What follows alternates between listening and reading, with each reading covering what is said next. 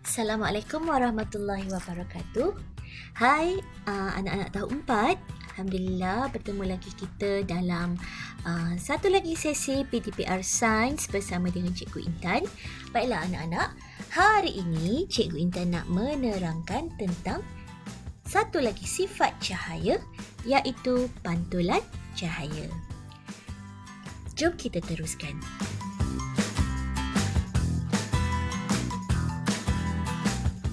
Baiklah, apakah yang dimaksudkan dengan pantulan cahaya? Okey anak-anak, tentu kamu biasa melihat cermin, betul tak? Cermin muka, siapalah yang tak pernah tengok cermin muka? Okey, jadi anak-anak, apabila kamu melihat ke dalam cermin, okey, kamu akan dapat melihat wajah kamu sendiri.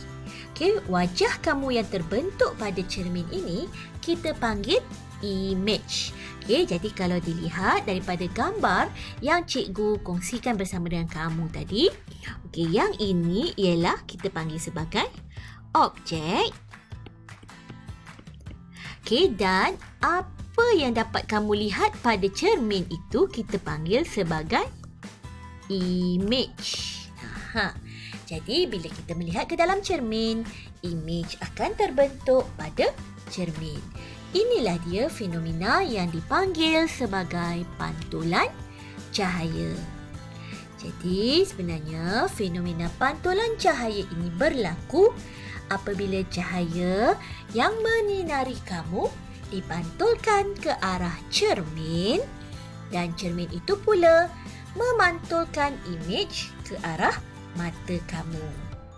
Okey, faham? Baiklah anak-anak. Seterusnya, jom kita perhatikan apakah dia contoh fenomena pantulan cahaya. Sebenarnya, pantulan cahaya ini sentiasa berlaku dalam kehidupan seharian kita. Cuma mungkin kita tak perasan ataupun kita tak tahu itu sebenarnya ada kaitan dengan pantulan cahaya. Baik, kalau kamu perhatikan fenomena pertama yang cikgu kongsikan di sini, cuba lihat gambar A. Gambar A, tentu kamu pernah kan jalan-jalan dekat tepi tasik. Dan bila kamu jalan dekat tepi tasik tu, kamu dapat melihat image terbentuk pada permukaan air. Contoh seperti gambar A. Kita dapat lihat, ini ialah pokok. Yang kita boleh anggap sebagai objek. Objek pokok ini berada di tepi tasik. So, ini ialah tasik. Jadi kamu dapat melihat image yang terbentuk pada permukaan air tadi. Ini adalah satu contoh fenomena pantulan cahaya. Baik. Kita lihat pula gambar B. Gambar B, dekat rumah tentulah kamu ada peralatan yang diperbuat daripada logam. Contohnya periuk, kita ada kuali logam, kita ada cerik yang dibuat daripada logam. Dan kesemua alatan yang diperbuat daripada logam ini mempunyai permukaan yang berkilat. Betul? Baik, image yang terbentuk pada permukaan logam juga merupakan salah satu contoh fenomena pantulan cahaya. Dapat kamu lihat, seperti dalam gambar B, kita dapat melihat ini ialah objek. Ada objek gelas di sisi cerik elektrik tersebut dan kita dapat melihat pantulan. Pantulan image gelas terbentuk pada permukaan logam. Ini merupakan satu contoh fenomena pantulan cahaya. C pula, gambar C. Kalau kamu ada permukaan lantai berjubin ataupun kita panggil mozaik kan. Selalu kamu panggil lantai berjubin ni kita panggil sebagai mozaik.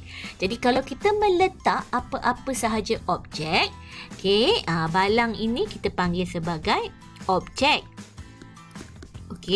Kalau kita lihat pada permukaan jubin ni tadi, kita akan dapat melihat image terbentuk pada permukaan lantai yang berjubin.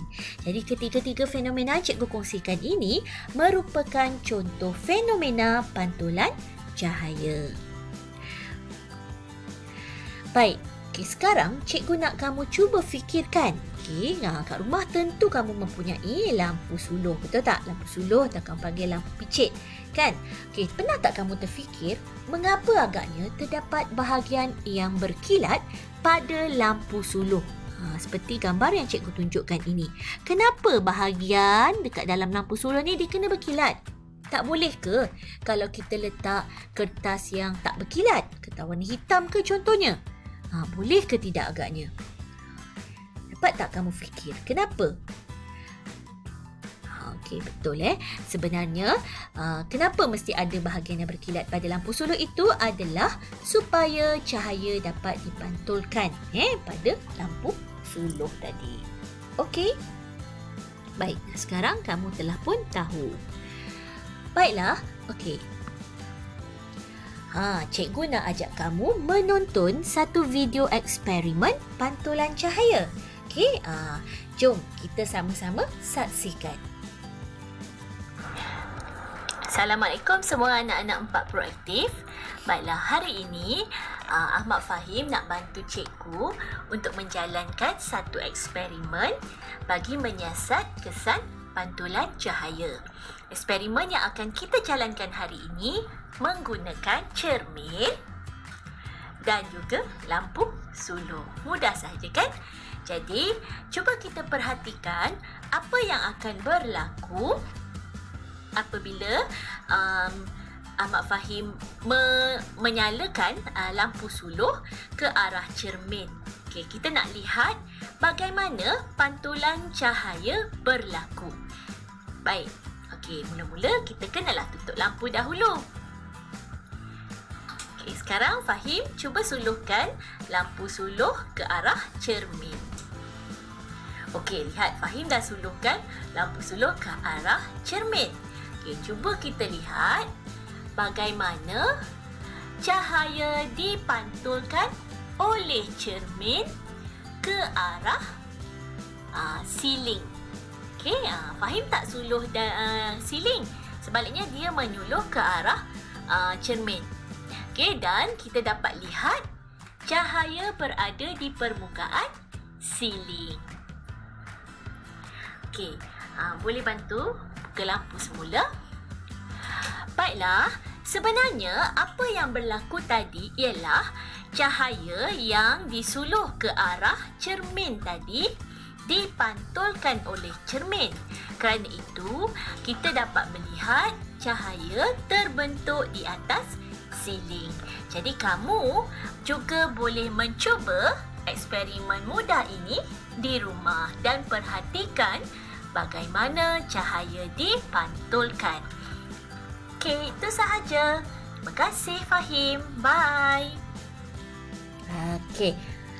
Kamu dah tengok kan macam mana cikgu jalankan eksperimen pantulan cahaya dengan bantuan anak cikgu tadi. Okey, apa sebenarnya yang berlaku dalam video tadi ialah pemerhatian yang boleh kita perhatikan ialah cahaya yang disuluh pada permukaan cermin muka kita dapat lihat pada permukaan siling. Okey, jadi murid tadi dia menyuluh cahaya ke arah cermin muka. Tapi bila tengok ke arah siling, permukaan siling, cahaya yang disuluh pada cermin tadi dapat dilihat pada permukaan siling. Magic tak? Magic lah kan, dia bukannya suluh pada siling tapi suluh pada cermin. Kenapa agaknya pemerhatian seperti ini boleh berlaku? Mengapa ini berlaku? Jadi inference-nya, inference ataupun sebab mengapa pemerhatian ini berlaku adalah kerana cahaya boleh dipantulkan apabila terkena permukaan yang rata dan licin. Itulah sebabnya. Kenapa kita nampak cahaya tadi dekat siling? Permukaan cermin merupakan permukaan yang rata dan licin. Jadi permukaan cermin boleh memantulkan cahaya dengan baik. Sebab itulah cahaya yang kita suluh pada cermin tadi, kita dapat lihat di permukaan siling. Jelas anak-anak? Baik. Okey, seterusnya cikgu ada satu soalan untuk kamu. Bukan satu soalan, cikgu ada dua soalan untuk kamu. Okey, soalan yang pertama, berdasarkan video yang kita tonton tadi, apakah sifat cahaya yang sedang diuji? Agak-agaknya apa sifat cahaya yang cikgu uji berdasarkan video eksperimen yang dilakukan tadi? Apa dia? Cepat jawab. Cikgu ada dengar murid ramainya jawab pantulan cahaya. Cahaya boleh dipantulkan. Cikgu dengar jawapan kamu tu. Ya, bagus anak-anak. Betul jawapan kamu. Okey, sebenarnya sifat cahaya yang sedang diuji berdasarkan eksperimen tadi ialah pantulan cahaya. Okey, soalan kedua, jika cikgu menggunakan kertas, jika kertas digunakan untuk menggantikan cermin muka, apakah yang dapat kamu perhatikan dan mengapa? Agaknya boleh tak kita nampak cahaya tadi dekat siling macam kita guna cermin? Boleh tak murid?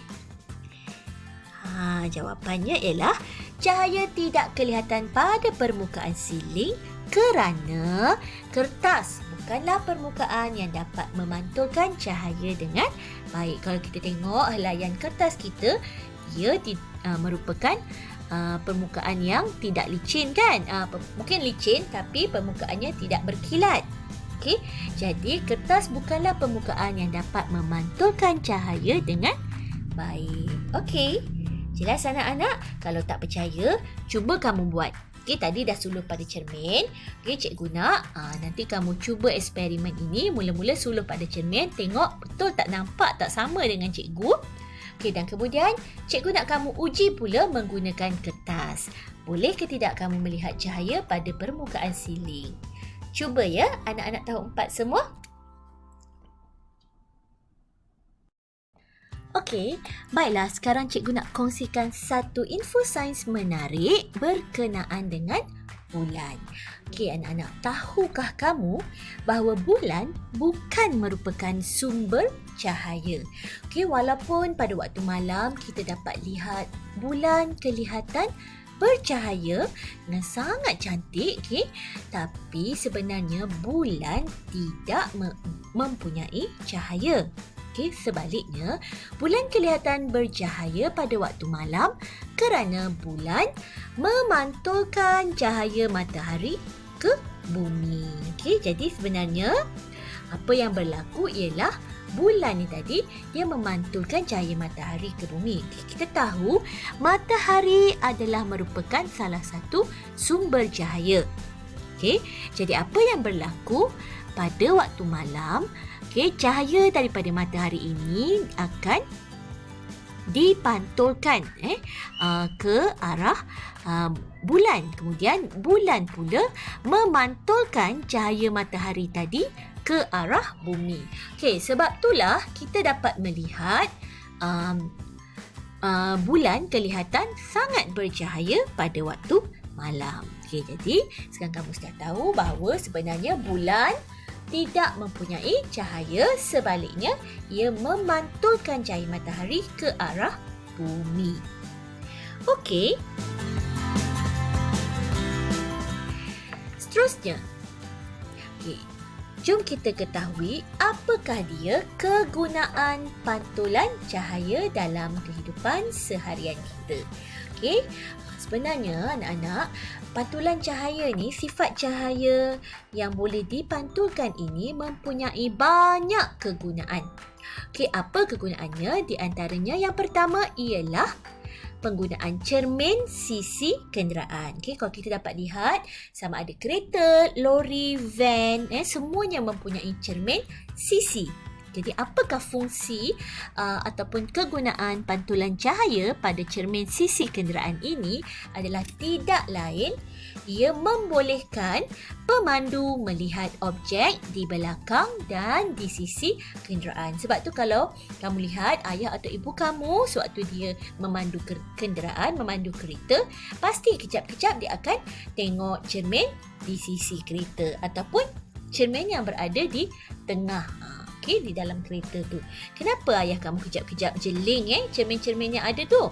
Sebenarnya untuk melihat objek di belakang dan juga di sisi kenderaan. Okey, itu adalah cermin sisi kenderaan. Okey, kegunaan pantulan cahaya yang kedua adalah pada cermin cembung. Cermin cembung. Pernah tak kamu melihat cermin ini di tepi-tepi jalan? Okey, terutama di simpang. Tentu kamu pernah nampak kan cermin cembung ni, namanya cermin cembung. Okey, jadi kegunaan cermin cembung ini adalah untuk membolehkan pemandu melihat kenderaan yang terlindung daripada pandangannya. Jadi pemandu boleh tengok kalau berada di simpang, dia boleh nampak. Okey, ada tak kenderaan lain yang berada di simpang jalan? Kalau dia tak nampak, dia boleh tengok pada cermin cembung tersebut. Okey, dan yang ketiga, yang selalu kamu takut sangat nak jumpa, iaitu doktor gigi. Okey, pantulan cahaya juga digunakan dalam cermin pergigian, di mana cermin pergigian ni biasanya digunakan oleh doktor gigi bagi membolehkan doktor gigi melihat keadaan gigi pesakit pada bahagian terlindung. Syukurlah sebab ada sifat pantulan cahaya ni yang boleh digunakan pada cermin pergigian. Jadi mudahlah untuk doktor gigi melihat keadaan gigi pesakitnya. Kalau tidak, macam mana doktor nak periksa gigi kita? Sebab bahagian gigi kan berada di bahagian yang terlindung. Okey, itu antara kegunaan pantulan cahaya. Okey, sebenarnya ada lagi. Ada lagi. Okey. Yang seterusnya ialah penggunaan cermin di kedai kasut. Okey, kalau kamu pergi beli kasut dekat kedai-kedai kasut, tentu ada kamu melihat cermin yang diletakkan di kedai kasut. Jadi apa guna cermin ni? Bagi membolehkan pelanggan melihat imej kasut yang dipakai melalui cermin yang diletakkan di bawah. Okey, jadi kamu bolehlah tengok pada cermin tu, sesuai ke tidak kasut tu, cantik ke tidak pada kaki kamu. Jadi itu guna cermin di kedai kasut. Dan seterusnya, cermin di kedai gunting. Dah lama kan tak pergi kedai gunting sebab PKP ni. Tapi kamu mesti masih ingat lagi bahawa bila kamu gunting rambut di kedai gunting, tentu kamu pernah tengok nanti orang gunting rambut tu dia akan tunjuk cermin kat belakang kamu. Dan kamu pun tengok, oh handsome dah rambut kat belakang ni. Macam itulah. Jadi cermin di kedai gunting ini tujuannya adalah untuk membolehkan pelanggan melihat imej di bahagian belakang kepalanya melalui cermin yang diletakkan di bahagian belakang. Barulah boleh tengok elok ke tidak guntingan rambut tadi. Okey. Dan yang terakhir, antara kegunaan pantulan cahaya ialah pada alat yang kita panggil periskop. Periskop ni apa? Periskop ini merupakan sejenis alat yang digunakan di dalam kapal selam. Biasanya digunakan dalam kapal selam. Okey, jadi apa kegunaan periskop ni? Okey, dalam periskop ni sebenarnya mempunyai dua cermin yang diletakkan secara bertentangan seperti gambar rajah yang cikgu tunjukkan ini. Okey, jadi periskop ini membolehkan tentera laut melihat objek di permukaan laut dari dalam kapal selam. Jadi periskop ni nanti dia akan naikkan dia punya periskop ni ke arah permukaan kapal selam, permukaan laut. Jadi daripada dalam kapal selam tadi, tentera laut ni dapat melihatlah apakah dia objek yang berada di permukaan laut. Jadi dua cermin dalam periskop ni tadi tugasnya adalah untuk memantulkan cahaya dari objek yang terhalang ke mata pemerhati. Jadi itu yang berlaku. Okey, nampaknya kamu telah pun tahu tentang kegunaan pantulan cahaya. Okey, seterusnya anak-anak, jom kita ketahui pula apakah dia ciri-ciri permukaan yang boleh memantulkan cahaya dengan baik. Tak semua permukaan boleh menjadi pemantul cahaya yang baik. Okey, ada 3 ciri-ciri permukaan yang boleh memantulkan cahaya dengan baik. Apa dia? Yang pertama ialah permukaan itu mestilah licin. Yang kedua, ia juga mestilah rata. Dan yang ketiga, permukaan itu mestilah berkilat. Okey, sebagai contoh, permukaan cermin. Okey, apa lagi? Permukaan logam. Permukaan logam juga licin, rata dan berkilat. Dan yang ketiga ialah helaian aluminium ataupun aluminium foil yang biasa mak kita buat-buat untuk bakar kek atau bakar ayam tu kan. Jadi ketiga-tiga contoh alatan ini merupakan permukaan yang boleh memantulkan cahaya dengan baik kerana ianya licin, rata dan berkilat. Jadi ingat ciri-ciri permukaan itu ya. Okey anak-anak, seterusnya. Okey. Bila kita sebut tentang pantulan cahaya ini, okey, kalau berdasarkan video yang tadi cikgu kongsikan kepada kamu, okey, kamu lihat gambar raja ini. Okey, inilah sebenarnya yang berlaku sewaktu eksperimen dalam video yang cikgu kongsikan tadi. Jadi, apa yang berlaku apabila cahaya terkena pada permukaan yang rata dan licin seperti cermin muka, maka cahaya tersebut akan dipantulkan. Okey, jadi ini yang berlaku. Okey, tadi dia suluhkan cahaya ke arah cermin. Jadi cermin ini sifatnya adalah rata dan juga licin. Jadi dia merupakan permukaan yang boleh memantulkan cahaya dengan baik. Jadi cahaya ni tadi pula akan dipantulkan ke arah siling. Sebab itulah kita dapat melihat cahaya di atas siling tadi. Baik. Okey, sebenarnya kalau kita dapat gambarkan, okey, apa yang berlaku pada gambar rajah murid ini tadi? Okey, kita boleh lakarkan gambar rajah sinar. Okey, apa itu gambar rajah sinar?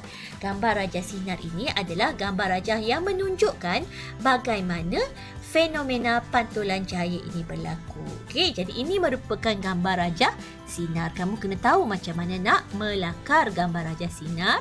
Okey, kita dapat lihat cahaya yang dituju pada permukaan cermin.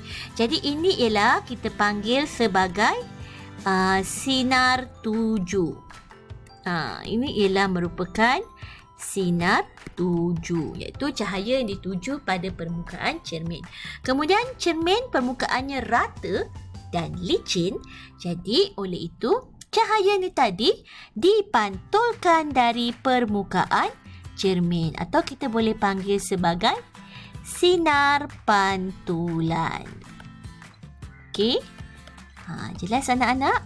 Okey, itulah yang berlaku sebenarnya. Jadi kamu boleh gambarkan apa yang berlaku dalam eksperimen tadi dalam bentuk gambar rajah sinar. Baiklah, kita dah pun habis tentang tajuk pantulan cahaya. Okey, jadi untuk tugasan hari ini untuk anak-anak 4 proaktif, cikgu nak kamu buat buku modul aktiviti Mesra Digital Science muka surat 45 hingga 48. Okey, dan kita akan bincangkan jawapan buku modul aktiviti ini dalam sesi Google Meet kita pada minggu hadapan. Okey, minggu hadapan hari Isnin cikgu akan buat satu sesi Google Meet untuk membincangkan jawapan bagi soalan modul aktiviti Mesra Digital ini.